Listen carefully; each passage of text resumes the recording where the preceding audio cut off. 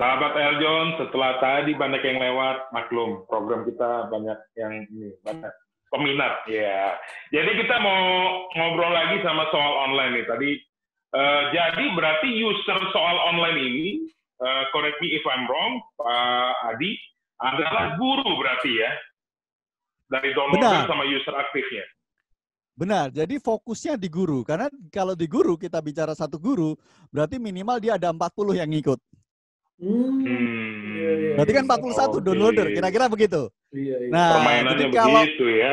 Ya, jadi kalau saya permainannya begitu, sehingga kita bicara aktif aja udah. Aktif itu artinya memang dia pay gitu kan. Nah, karena pendekatan saya sekarang B2B, maka kontrak on hand saya kurang lebih sekarang mendekati 200.000 aktif nantinya. Ini per Juli nanti. Jadi hasil dari pandemi kemarin kan kita gratiskan dulu tuh. Biar semua orang merasakan gitu kan, memang kita gratiskan. Nah, dampak dari situ akhirnya kita dapat kontrak on hand lah ya gitu kan. Karena memang prinsipnya udah mulai B2B seperti yang tadi saya bilang, bukan lagi B2C. Kalau aplikasi lain kan ke siswa itu kan B2C. Nah, saya B2B. Nah, ini unik banget ini Pak Adi, karena memang yang software atau aplikasi di luar sana kan nyasarnya murid ya. Tadi ada insight yang menarik bahwa murid itu malas belajar. Nah, tapi di satu sisi yang platform belajar online di siswa sendiri kan menjamur kan. Ini berarti Pak Adi ini melawan arus lah, ibaratnya langsung ke guru-gurunya. Nah, kira-kira ada nggak tantangannya untuk meyakinkan pertama kali untuk guru itu supaya pakai platform Bapak? Karena tadi ceritanya kok enak-enak aja deh, maksudnya masuk-masuk aja. Apa ada tantangan di dalam menawarkan platform soal online sendiri? Apa memang udah match atau udah ketemu sama kebutuhannya atau gimana nih Pak Adi? Oke, proses pre-vote-nya saja sudah 2 tahun. Ya kan? Tahun pertama hanya modal tryout gitu kan, datang ke sekolah gini-gini. Oh enggak, saya butuhnya ini. Wah, langsung kita develop fitur ini, terus ngikutin gitu kan. Tadi apa butuhnya RPP, butuhnya apalagi analisa butir soal, butuhnya ini dan seterusnya, terus kita kejar. Jadi itu kita pivot. Nah, kemudian memang benar kita fokusnya guru. Jadi kalau dibilang melawan arus, mungkin pendekatannya beda ya.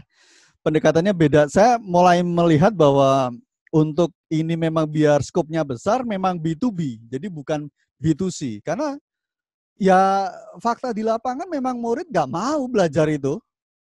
Rating saya di Google Play itu rata-rata yang ngasih bintang 5 guru, yang ngasih 1 itu murid. Jadi bayangkan komen mereka, bayangkan komen mereka, apaan sih tugas banyak banget? Sih, jadi guru yang ngasih tugas, kita yang kena gitu kan. Soalnya susah bener. Bintang 1. Siapa nih developernya gitu ya? Siapa developernya? Makanya saya juga pendekatannya beda. Perhatikan komen-komen di soal online itu saya nggak pernah pendekatannya dengan ala company corporate yang kaku, nggak gitu. Jawaban saya di aplikasi selalu adalah, lu aja yang males belajar. Gitu doang. Ya karena bahasa mereka gitu kan. Saya nggak mungkin pakai, oh ya Kak, terima kasih atas masukannya, bla bla bla, bullshit kalau menurut saya. Gitu kan. Ya, jadi bahasa mereka, lu aja males belajar, belajar aja terus, nanti juga dapat nilainya 100. Gitu. Kalau komen anak-anak kan kita tahu, ya kan, mana komen anak-anak, ya kan, apalagi di aplikasi soal online itu ada chatbotnya. Itu 24 jam mereka chat di situ. Betapa kesepian mereka gitu kan. Curhat. Buat temen, iya, buat jomblo-jomblo. Nah, Pak terus Adi, aku oke, silakan Pak Adi. Mohon teruskan. Jadi kalau tadi dibilang kayaknya enak-enak aja. Enggak, sebetulnya 2 tahun itu kerja romusa, kerja rodi lah. Cari niche marketnya atau cari potensialnya ya. Ya, makanya kalau bisa dibilang tadi saya sampaikan per Juli itu kontrak on hand itu 200.000 aktif itu. Itu aktif. Dan menariknya, saya udah nggak berpikir lagi, berapa jumlah downloader, berapa ini, enggak, yang penting income ini. Yang penting dibayar gitu kan. Kontrak, karena prinsipnya bicaranya B2B gitu kan. Nah itu, jadi Kalau yang lain kan ngeliatnya, oh berapa jumlah downloader, oh berapa yang aktif gini-gini. Nah, biasanya kan di up di gini-gini. Enggak, kita bicara oke lah kontrak aktif sekian, udah. Itu modal buat booming lagi nanti, karena pasti akan nyebar. Gitu. Oke, Pak Adi, ini gimana approaching ke B2B-nya? Apa yang Pak Adi targetnya ini apa? Siapa sih? Sekolah kah?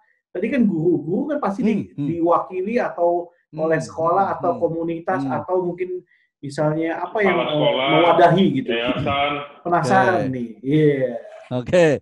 Jadi kalau bicara B2B juga harus hati-hati nih. Iya, hati-hati. Enggak, saya background. Iya, karena bisa kebongkar strategi bisnisnya juga deh. Iya, itulah gunanya kami, membongkar. Muka kita polos, tapi emang ini lagi iya. cari tahu. Kita bisa juga kompetitor. Iya. Just kidding, Pak. Oke, jadi B2B ya prinsipnya sebetulnya mirip kalau saya kebetulan di bidang konstruksi tadi kan B2B. Jadi pola itu kemudian saya adopsi. Jadi kalau di awal kan B2C kita mikirnya direct siswa gitu kan. Kemudian mikirnya dari guru, oh ternyata enggak. Kemudian kepala sekolah dan sebagainya. Nah, ya kemudian pola-pola pendekatan B2B secara umum lah yang kita lakukan. Ya saya nggak akan bicara detailnya seperti apa, tetapi karena itu juga ada teknik marketingnya di Mas Taka itu, bagaimana pendekatan B2B.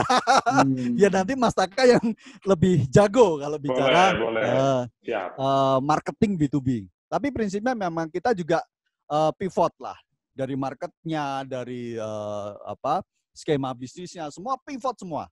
Dan memang 2 tahun ini ya kerja Rodi ibaratnya ya aset banyak dijualin. Tuh Pak Mario. Mantap. Ini kalau mantap nanti mungkin ada satu segmen tambahan khusus Curhat Founder. Satu segmen full. Berapa aset yang Anda korbankan gitu ya. Ini itu menjual acaranya bisa nangis-nangis semua itu. Iya, menjual ini. Nanti kita obrolin ke produser. Yes. Siapa? Yes.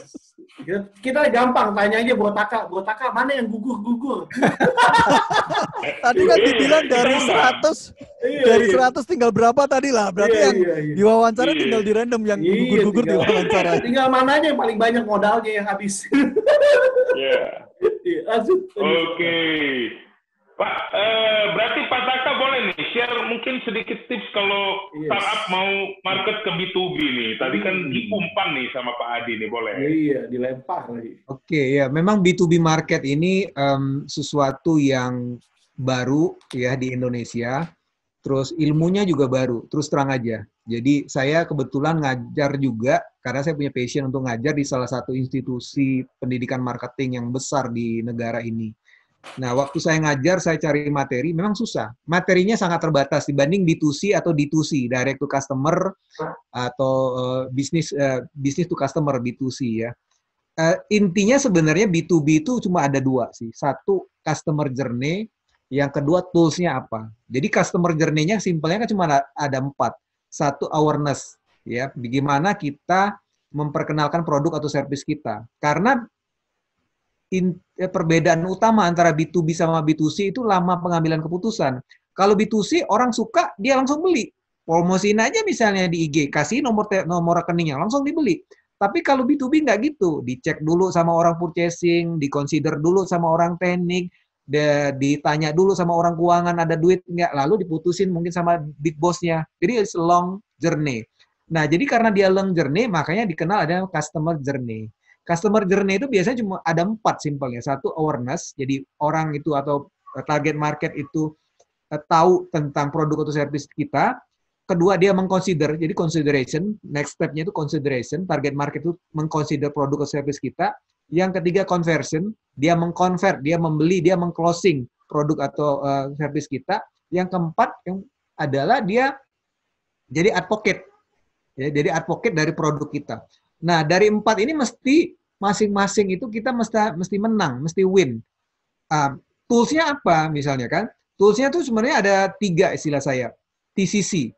TCC itu yang pertama target marketnya mesti benar. Tadi Mas Adi udah cerita, setahun dia ngabisin waktu cuma rupanya target marketnya salah. Pertama dia pikir anak-anak target marketnya. Rupanya bukan anak-anak. Target marketnya adalah ibu guru. Karena once ibu gurunya puas, satu guru bisa bawa 40 murid. Jadi cuma closing 1, langsung 41. Kalau muridnya, itu enggak. Jadi pertama tentuin dulu yang paling benar target marketnya apa. Itu T. Kedua C, TCC ya.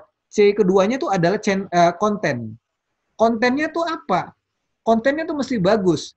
Ibaratnya packagingnya, cara kita yang nyampeinnya, copywritingnya, packaging bahwasanya produk atau service kita tuh lebih baik daripada kompetitor. Yang ketiga channelnya. Karena masing-masing step ini dari awareness, consideration, conversion sampai advocate, itu channelnya beda-beda. Jadi kalau misalnya kita let's say awareness, itu nggak bisa pakai channel yang biasa dipakai di advocate. Advocate mungkin kita lebih arahin ke sosial media, misalnya kita minta orang tulis, atau di website mungkin, di website kita misalnya. Jadi waktu misalnya calon konsumen datang, lihat website kita, ada testimoni di bawah. Bener kan? Orang puas sama produk kita. Kita minta, Pak, Bu, bisa nggak kasih testimoni? Saya ketikin di website saya. Tapi nggak mungkin itu terjadi kalau di tahap awal, awareness. Orang itu belum jadi konsumen kita. Mana mungkin kita bilang, Pak, boleh minta testimoninya? Kan nggak bisa. Jadi channel kan biasanya kalau di Indonesia cuma ada 2 sih. 3 lah mungkin kalau B2B. Pertama sosial media, website, ketiga email marketing. Nah, dari 3 ini beda-beda semua cara penggunaannya. Jadi B2B itu nomor 1 mesti tahu persis customer journey-nya bagaimana. Tools setiap customer journey-nya itu mesti tepat. Itu aja sih kuncinya. Nah, itu yang butuh detail masing-masing dan nggak banyak orang di Indonesia yang perhatian, sehingga banyak startup, bukan hanya startup ya, saya menangani banyak perusahaan besar BUMN maupun perusahaan multinasional. Oke, mohon maaf Pak Kakak. Oke, saya lagi. Mohon maaf Pak. Udah banyak yang mau saya nih Pak.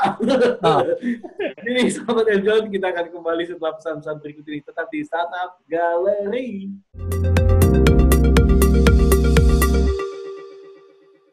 Halo Sobat Eljon semuanya, jangan lupa untuk like video ini dan juga subscribe Eljon TV ya, sekarang juga.